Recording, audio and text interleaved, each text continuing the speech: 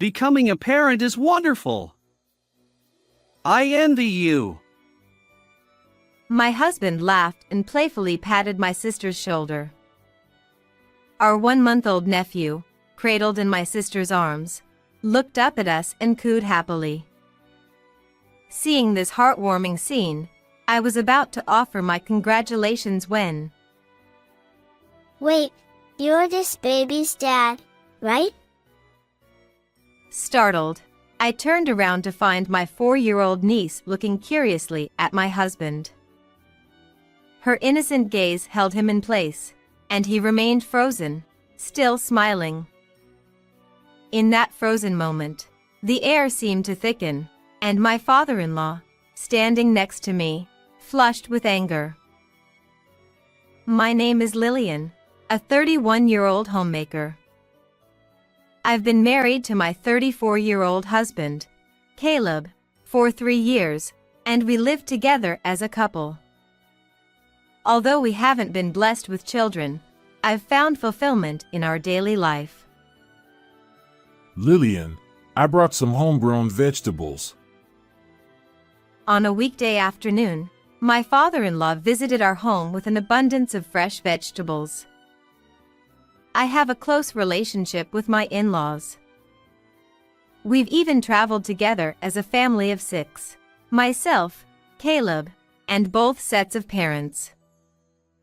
Their farming background means they often drop by for a chat.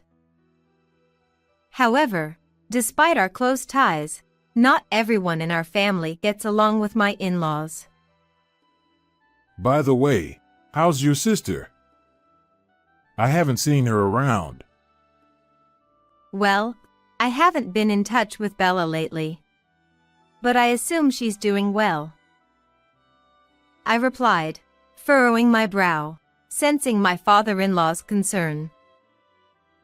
Bella, my younger sister by 2 years, has always been distant from our family. While my parents and in-laws have formed close bonds, Bella seems to avoid us. Our relationship has been strained since childhood. It's not fair. You always side with my big sister. Although I wasn't intentionally favored, Bella often accused me of doing so. Even as adults, she harbored a sense of rivalry toward me. After all, we're sisters. I wish we could be closer. Despite my desire for a better relationship, I hadn't found a solution.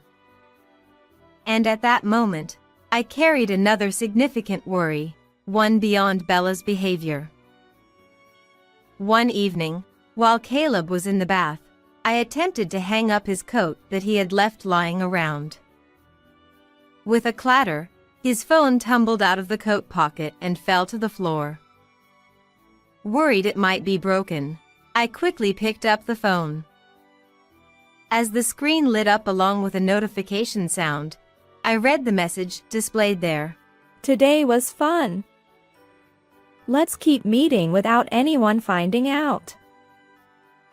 The message had a heart next to it, and the icon showed what appeared to be a woman's necklace. I let out a heavy sigh. You see, my other concern was my relationship with Caleb. While he was kind and gentle during our courtship, after marriage, his true nature began to emerge.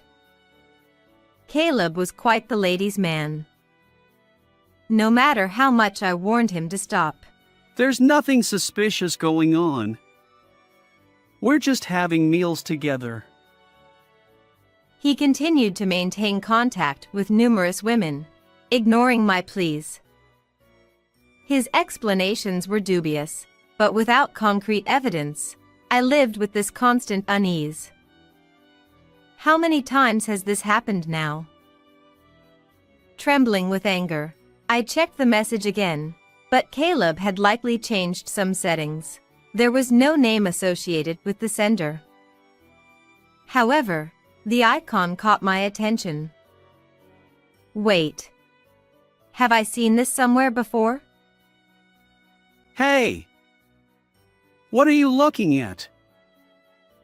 Caleb, fresh out of the bath, snatched the phone from my hand. You! Messaging other women again. How many times have I asked you to stop? Shut up. It's my business. His face flushed with anger. Caleb grabbed the nearby remote control and hurled it at me. It wasn't the first time I'd considered the option of divorce due to his behavior. But thinking of my close relationship with my in-laws, I couldn't make that decision easily. I don't want to hurt my father-in-law and mother-in-law. In the end, all I could do was watch Caleb's unhappy figure retreat to the bedroom. Then, one day, my mother contacted me. Bella, my sister, had given birth to her second child, a baby boy named Theo. Bella hadn't returned home yet and was resting with the children at our parents' house. My mother suggested that Caleb and his parents join me in visiting Bella and the baby. Delighted, I accepted the invitation. When we arrived at my parents' home, my mother welcomed us warmly, but Bella's expression tightened as soon as she saw me. You didn't have to come, you know. Well, don't say that. Let me see Theo too. Reluctantly, Bella showed me the baby she was holding.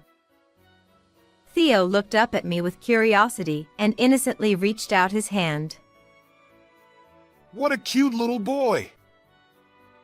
Caleb nodded in agreement with his father's words. Being a parent is wonderful. I envy you. Caleb seemed genuinely happy as he smiled and lightly patted Bella's shoulder. Just as I was about to offer my congratulations. Wait, aren't you a baby's dad right here? Startled, I turned around to find my 4-year-old niece, Maria, standing there.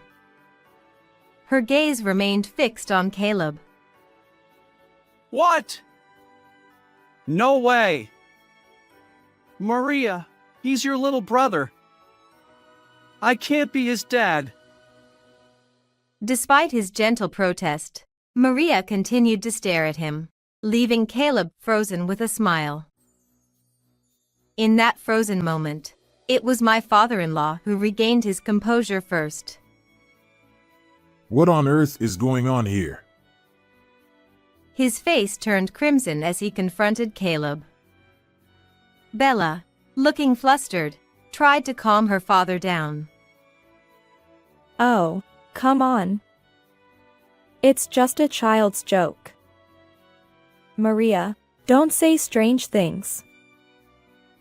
Caleb chimed in. Yeah, don't take it seriously, Dad.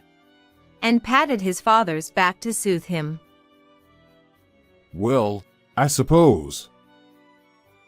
Maria continued to gaze at Caleb, seemingly convinced by their explanations. My father-in-law sighed in relief. However, I harbored secret suspicions. Maria's casual joke didn't sit right with me. Maria had an unusual ability. Once, she had told me, You should go to the hospital. persistently, she had urged me to seek medical attention. Curious, I went to the hospital and discovered a small tumor in my stomach. And when my cat went missing, Maria had accurately pinpointed its location. Even Bella, her own mother, hadn't noticed. I refrained from mentioning Maria's abilities, not wanting to upset my in-laws. Back home, Caleb's mood seemed sour. He scowled and muttered, What's up with Maria? She's so rude. It's creepy. As Caleb continued to badmouth Maria, my distrust of him grew stronger. Then, In that moment, I remembered the message I had seen on Caleb's phone recently, and it hit me. At the time, I couldn't recall it clearly, but the necklace icon in that message belonged to Bella, the same one she often wore. And Maria's words. It was becoming increasingly clear that something was amiss between Bella and Caleb. I clenched my fists. While I knew Caleb was a ladies' man, I never expected him to pursue my own sister. I had tried to maintain a friendly relationship with Bella, but I wasn't naive enough to accept this betrayal. They're making a fool out of me. Both of them need to reflect.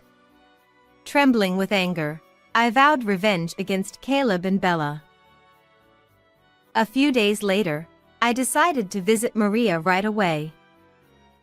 When I proposed the idea, Bella hesitated briefly but changed her attitude when I mentioned looking after her children.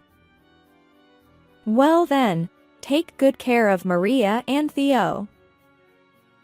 As soon as I arrived, Bella had dressed up and hurriedly left the house.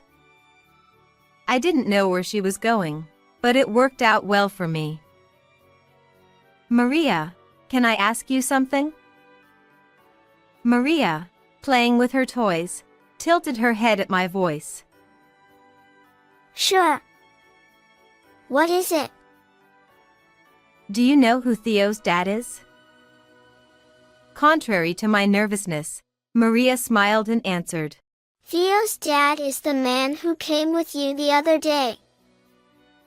Maria's dad isn't Theo's father? Nope. It's not a lie. Her beaming smile confirmed that I hadn't misheard her. Now I just needed to set the stage for the ultimate confrontation. A few days later, I gathered my parents, in-laws, Bella, and her husband at our home, waiting for Caleb's return. Clearly surprised to find everyone assembled, Caleb's eyes widened. What's going on? Why is everyone here? I don't know either. No one would tell me anything. Caleb hesitated, attempting to escape, while Bella leaned forward, urging him on. But everyone remained silent. Frustrated, I pulled out a recorder and took a deep breath. Caleb, Bella. I already know about your inappropriate relationship. Ha!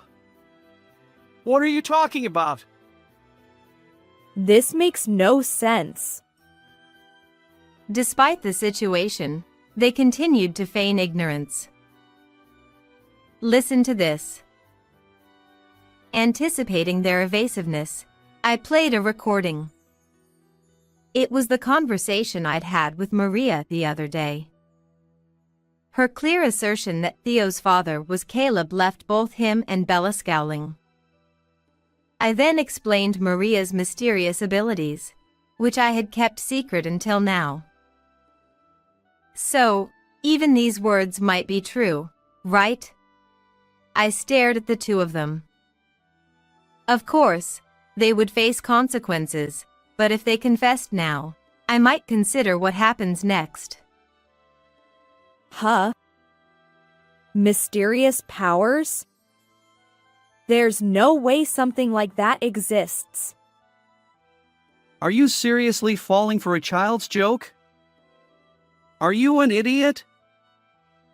But to my surprise, Caleb and Bella burst into laughter. Their lack of remorse pushed me to my limit. I had hoped they would at least apologize voluntarily, but it seemed they were determined to stick to their lies. Well, if you're so sure, then I have something for you to see. I pulled out a document from my bag and thrust it in front of them. They peered at it, still chuckling, but their expressions froze when they read its contents. This is... I glared at Caleb as he gasped in shock. The document was the result of a DNA test for Theo, Bella, and Caleb. I believed in Maria's mysterious abilities, but as evidence of infidelity, it felt weak. So, I discreetly obtained hair samples from Bella and Theo, and had all three of their DNAs tested. The results confirmed that they were parent and child, just as Maria had claimed. Theo's father wasn't Bella's husband, it was Caleb. Now, how do you plan to justify this? My words left Caleb and Bella pale, realizing they couldn't escape anymore. But it was my father-in-law who sighed heavily. Before Caleb arrived, I had shown all the evidence to my parents, in-laws, and Bella's husband. Despite his initial anger, my father-in-law had agreed to wait for their confession. Lillian gave you a chance, and this is how you repay her? You... He stood up and slowly approached Caleb. Dad! What do you intend by hurting Lillian like this? You shameless fool! In the next moment, my father-in-law swung his right hand forcefully, striking Caleb's cheek. Why did you get into such a relationship? Explain everything! My father-in-law glared at the two of them with an intense expression. Caleb, visibly shaken by his imposing presence, hastily began confessing the whole story. As it turns out, their affair began right before my wedding to Caleb, during a family gathering. Apparently, Caleb, notorious for his womanizing ways, and Bella, who wanted anything she could take from me, found common ground. They continued this secret relationship for 3 years, which eventually led to the events unfolding now. Honestly, it was just a momentary lapse. Well, I feel sorry about it. Caleb tried to defend himself with a swollen cheek, while Bella half-heartedly apologized. But at this point, their words held no weight. I couldn't forgive them. We're getting a divorce. And I'll be claiming alimony, so be prepared. Oh, no! My stern words left both of them pale, their shoulders slumping in defeat. Afterward, Caleb and I managed to part ways. Bella's husband also served her divorce papers, and she lost custody of Theo. Of course, we pursued alimony diligently, and together, Caleb and Bella ended up with a combined debt of $60,000. Desperate, they pleaded with their parents, but forgiveness was out of reach, and they were cut off. In the end, Caleb and Bella separated bitterly, and now they work tirelessly day and night to repay their debts. On the other hand, I maintain a good relationship with my in-laws and Maria. From now on, I'll walk a new path for myself. How did you like this story? Please consider subscribing to the channel. See you in the next video.